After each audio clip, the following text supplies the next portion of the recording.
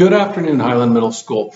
Hey, I want to take just a couple minutes and communicate with you a couple things that are on my mind. I have two things I want to talk about. The second one is more just something for you to think about, but the first one is something I want to be pretty clear about. Not going to lie, it's causing me a little frustration. Being honest, probably more than just a little bit of frustration. If it was a little bit of frustration, I would probably address the one or two people causing that, but it's a big enough deal that I'm going to address you as a whole entire student body. So yeah, it's causing some frustration, something that needs to be corrected right away. So what I'm talking about there is being where you're supposed to be. That goes clear back to one of my basic rules about being where you're supposed to be when you're supposed to be there. It's not hard, okay? I'm specifically referring to over the lunch hour, okay? Students, we don't make rules for the sake of making your life miserable. That is not the goal.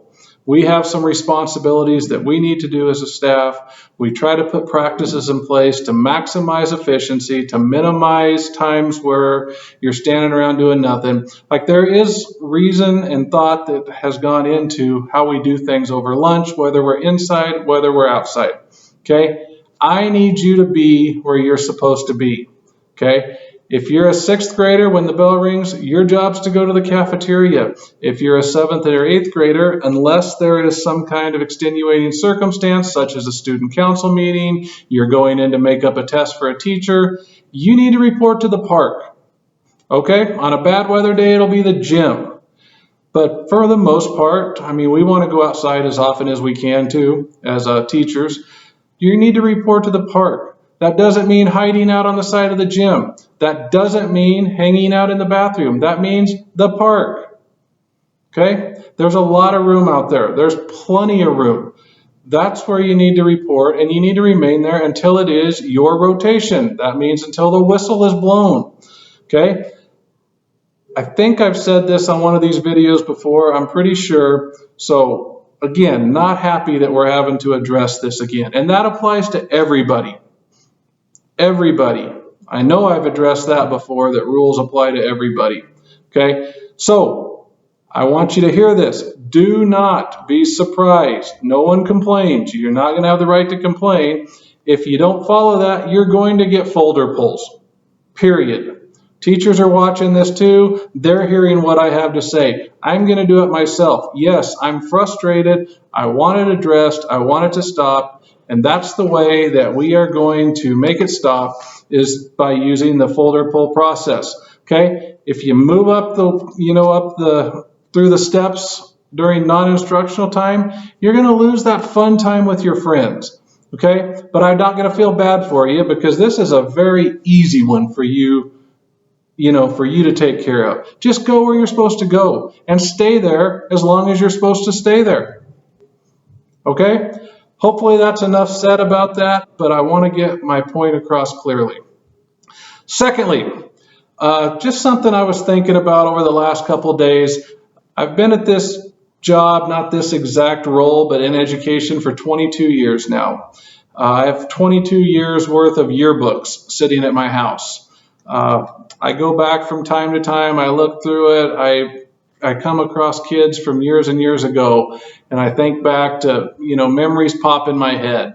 And a couple weeks ago at the high school football game, I ran into people that I had as students back in, even probably before you were born. And we had some conversations, and one thing I've thought about is, what is it that stands out about people? And what it is to me, as I think back, do I remember students that were good students? Yeah, I remember some. Do I remember some that are very smart? Of course.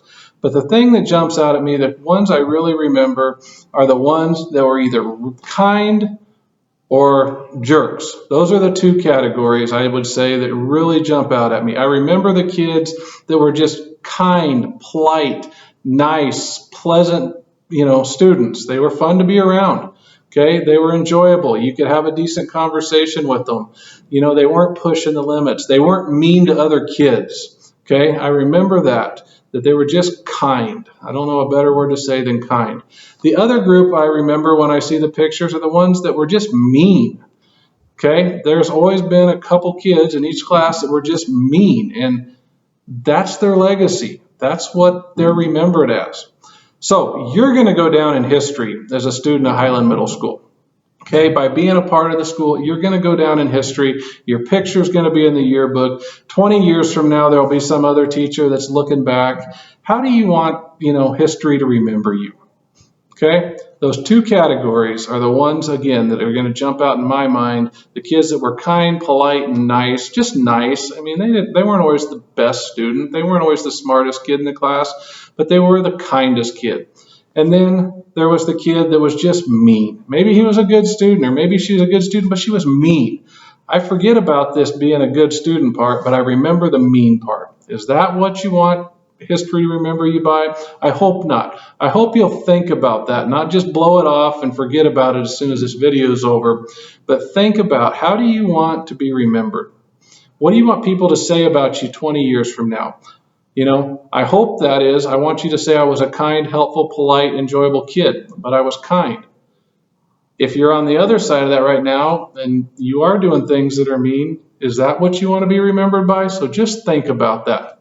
Okay, that's all I have for you. Hopefully I was clear on the expectations about lunch in the cafeteria, being where you're supposed to be, and that you understand if you choose not to do that, there are going to be consequences, and you don't have the ability to say, I didn't know this was happening, or I didn't know this was going to happen, because I'm telling you now, that's what it's going to be. And then take a minute and think about, how do you want to be remembered by your teachers 20 years from now? That's what I have for you. Have a great afternoon.